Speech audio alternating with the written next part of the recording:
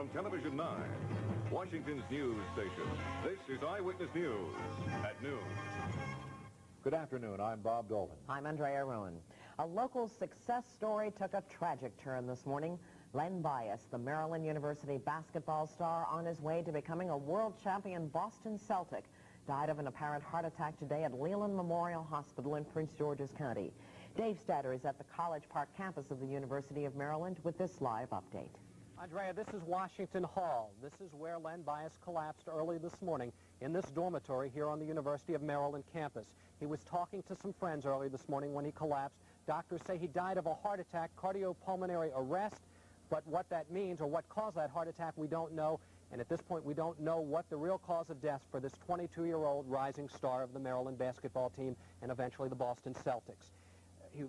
Bias was rushed to Leland Hospital early this morning by ambulance. Following him to the hospital were friends and relatives and fellow basketball players from the University of Maryland campus.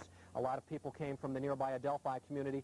Bias went to Northwestern High School not far from the hospital. Many of his friends showed up at the hospital, obviously very upset over this news and this latest turn and the end of this tragic career for the University of Maryland basketball star. From what we understand, CPR, cardiopulmonary resuscitation, was started right away as soon as Bias collapsed by some people that were with him in the room here at Washington Hall. And Prince George's County ambulance took him to the hospital, and Dr. Edward Wilson of Leland Hospital worked on Bias. At this point, it's cardiorespiratory arrest. It's now a coroner's case. The body will be sent to Baltimore. Further information will come out of that department. We don't know what caused the death. He was circulating blood well, so it looks like there was no internal bleeding. So it had to be somewhere in the primary pump area, which is the heart, and that was the part that was not working.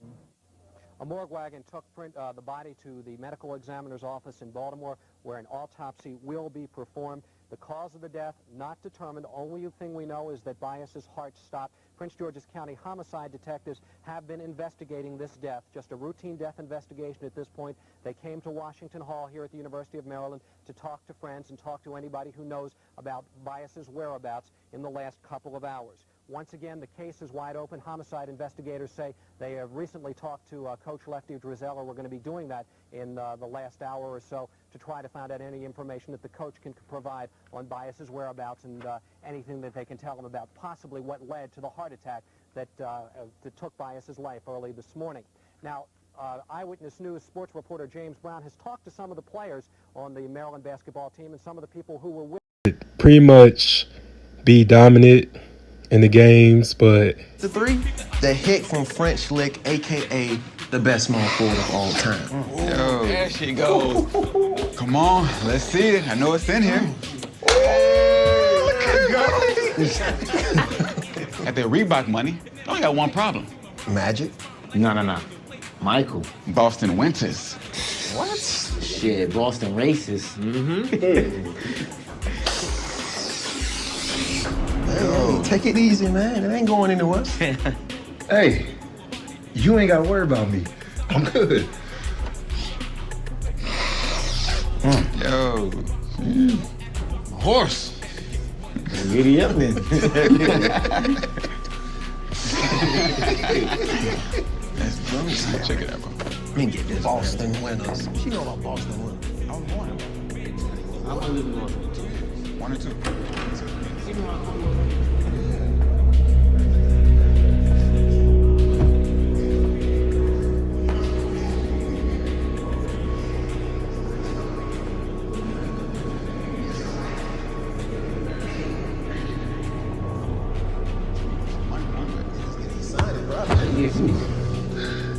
Oh, you good? Yeah, I'm good. You sure? Yeah.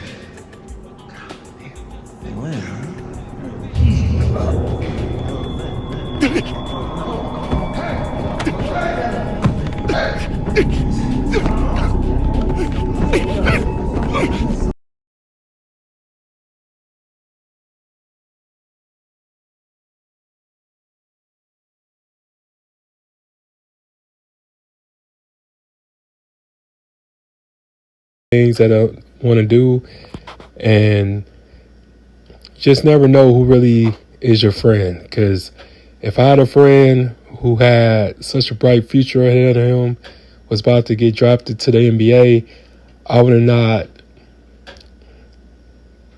made him do that, or I would have kept him away from drugs. I would have kept him away from such that bad element if that was me. But it just so happened that after the draft, he ended up going back on campus, and him and his friends celebrated. You know, who knows, just things got out of hand. And this is allegedly, and they say that he was already using. Police found some of that in his glove compartment, in his sports car, but who knows? You know, and I'm not here to point the finger or judge or criticize or slander anybody's name. I can only go by the research that I conducted, and I don't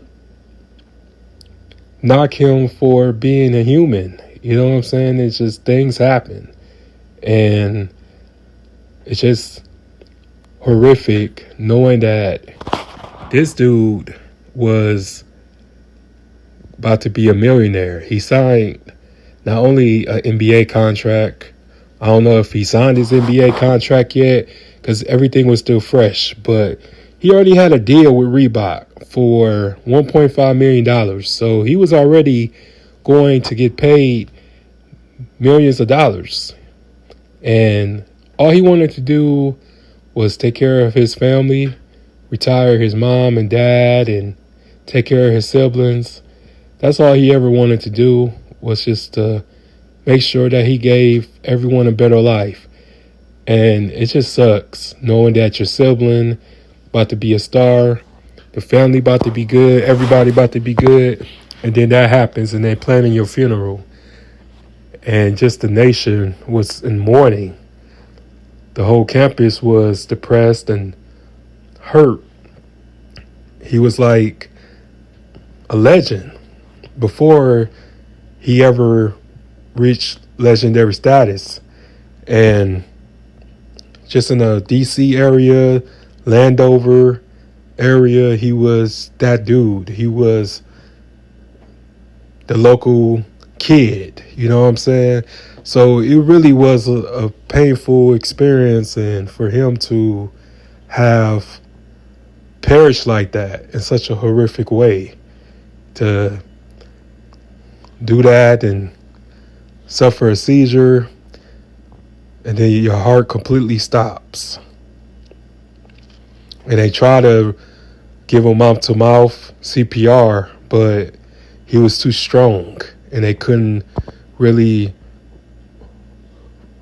revive him. So I can understand just from everybody aspect and standpoint, and it's this, you know, not so much you can do.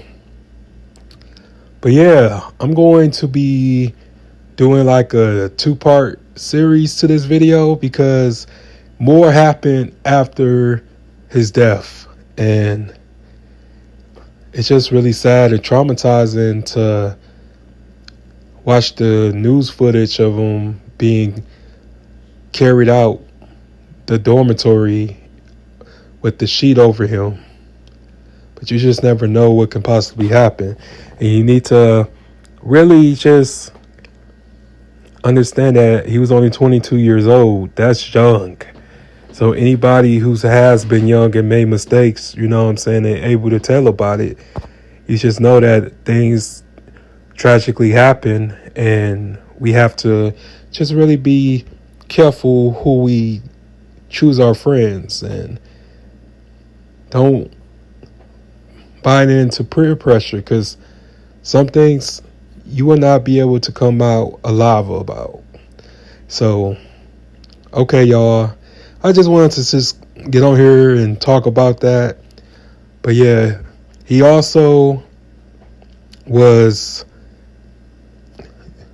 indicted. Well, his friends was indicted for the crime of possession of a controlled substance. So I'm going to be talking about more what happened with that trial, and I'm going to just, end it off.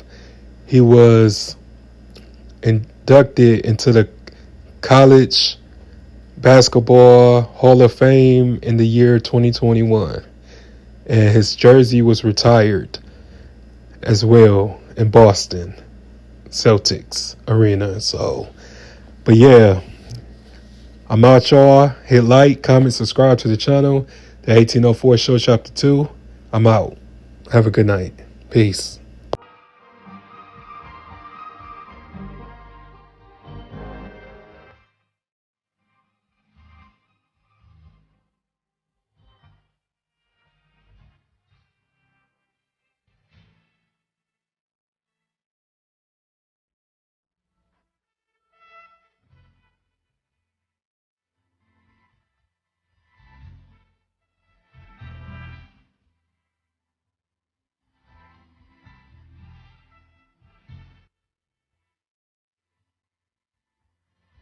Anytime you get in the NCAA playoffs, that's the first goal that every college team has nowadays. And, of course, we did that. And, we went to the Final 32. We won one game in the NCAA playoffs. And, we averaged right at 13,000 spectators a game. And, of course, having Leonard Bias be the player of the year in the ACC and make first team All-ACC and first team AP and first team UPI All-American, he's really, I think, the only player we've ever had here at Maryland that made all of those All-American teams the first team. And, in my opinion, he was probably player of the year in the country.